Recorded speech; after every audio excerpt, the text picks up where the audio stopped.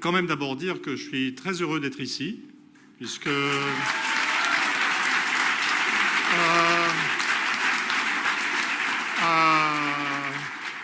en un certain sens, je règle un vieux problème, parce qu'il y a des années que je reçois des mails de remontrances de militants de l'UPR qui me disent « Mais monsieur Todd, votre opposition à l'euro, etc.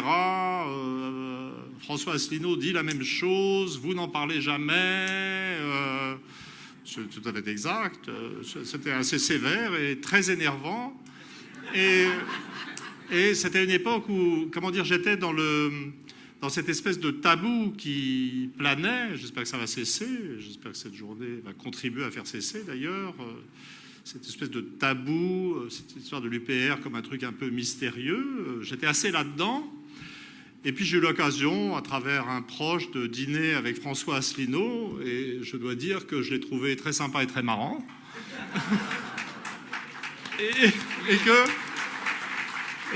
Et donc je me suis senti, ça va aussi avec le passage à la retraite, le fait que je suis plus très militant, et je suis plus ouvert à des expériences nouvelles, finalement. Et donc je me suis dit, ça serait intéressant de venir débattre, de voir ce qui nous rapproche, et quand même, je vais en parler de ce qui nous sépare. Et puis, en vérité, vous m'intéressez beaucoup. C'est-à-dire que vraiment, je suis fasciné par cette ambiance militante, très diverse en fait.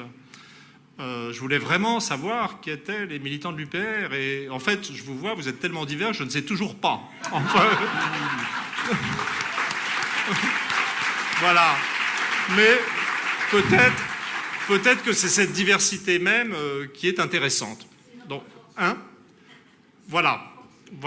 Et donc, voilà. Donc ça, c'était une petite introduction pour dire pourquoi j'étais là et pourquoi je trouvais que j'étais très heureux et très intéressé d'être là.